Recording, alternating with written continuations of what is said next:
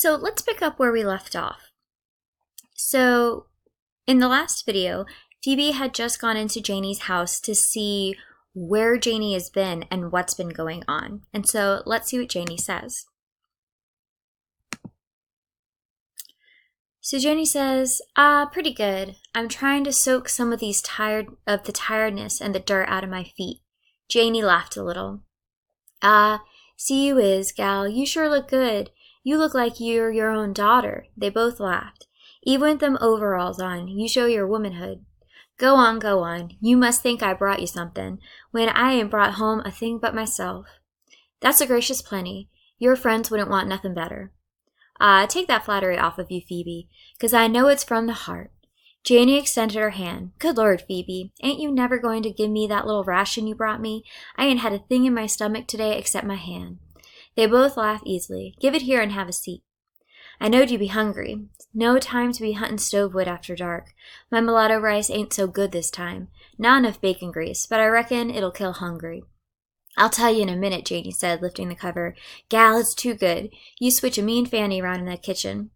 That ain't much to eat, Janie, but I'm liable to have something sure enough good tomorrow, 'cause you done come.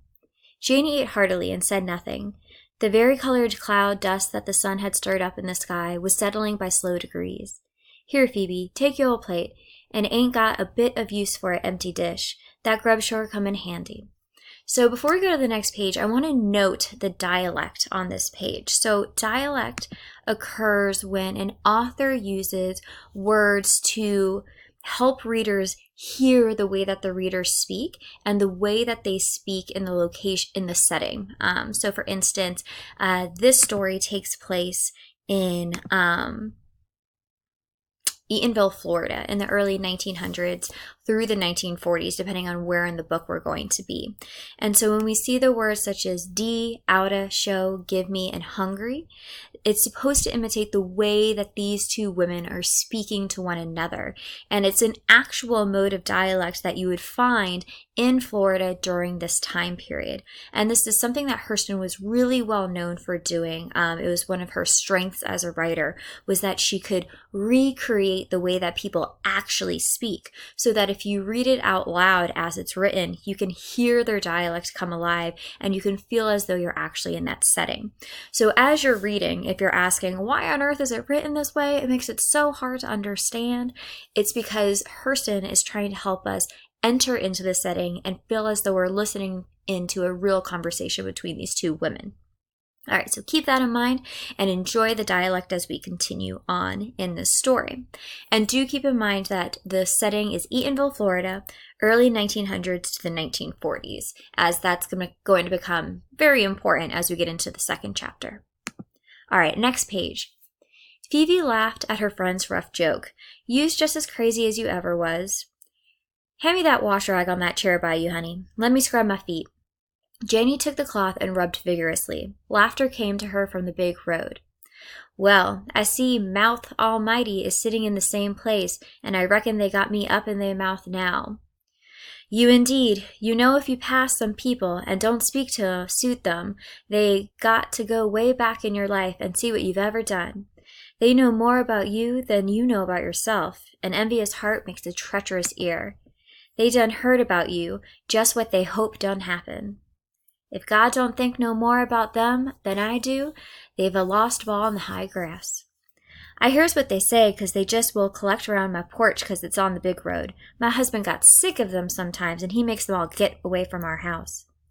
Sam is right, too. They just sitting out on your sitting chairs.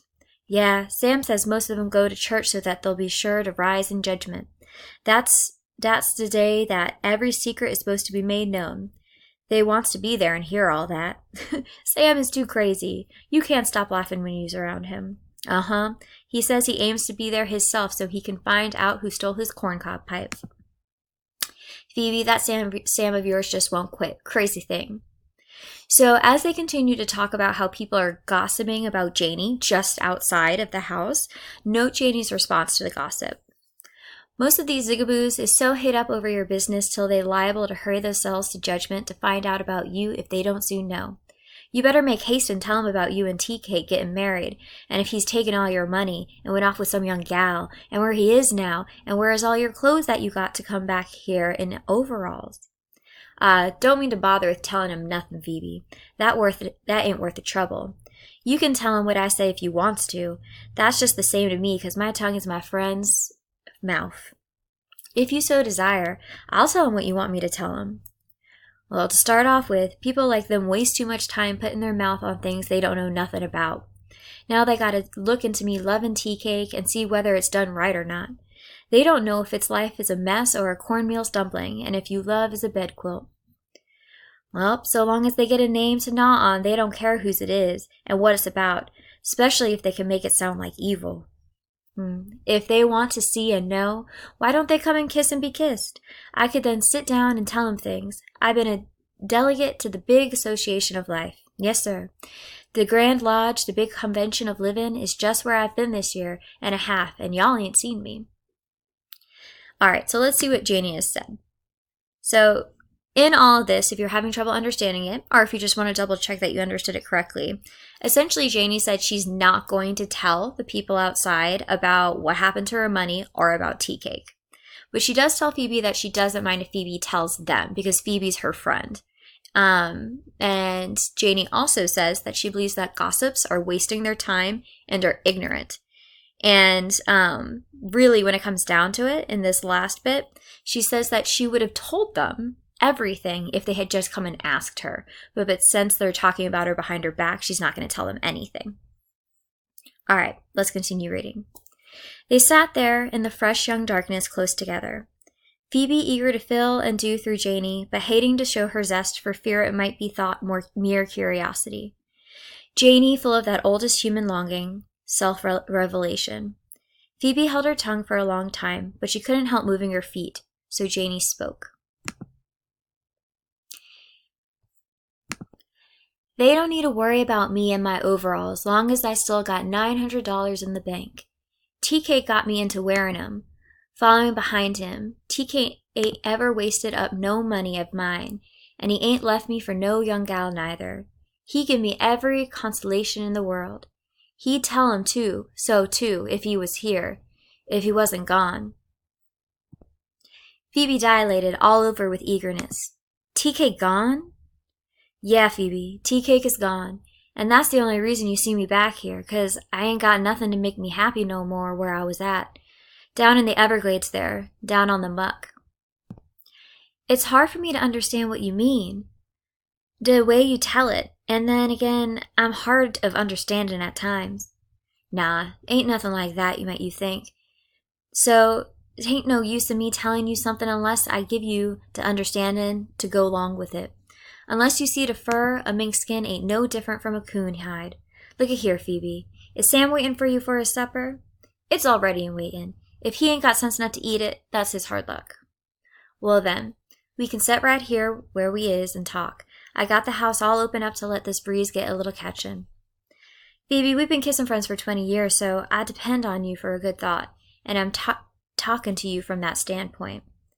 Time makes everything old, so the kissing young darkness became a monstropolis old thing while Janie talked. So let's look at this metaphor that happened kind of mid-page, where it says, unless you see the fur, a mink skin ain't no different from a coon hide. So this metaphor kind of blends in, but it's important to understanding what Janie says here. So Phoebe's curious, and Janie can tell.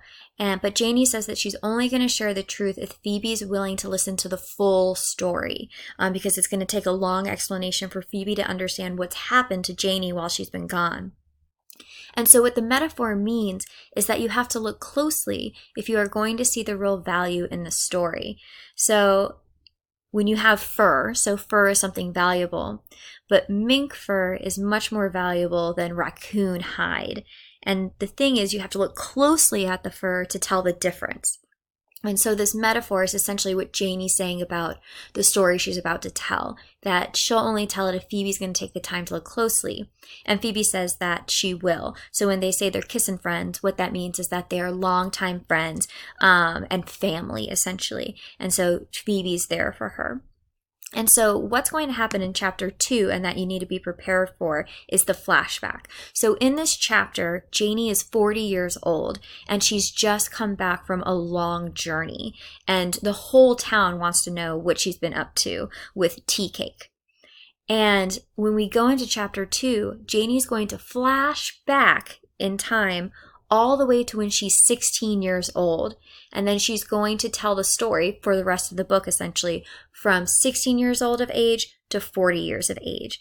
So when you get to chapter 2, don't be confused about what's going on, because what's going on is she's gone back in time to tell her life story to Phoebe, who said that she's willing to listen to it.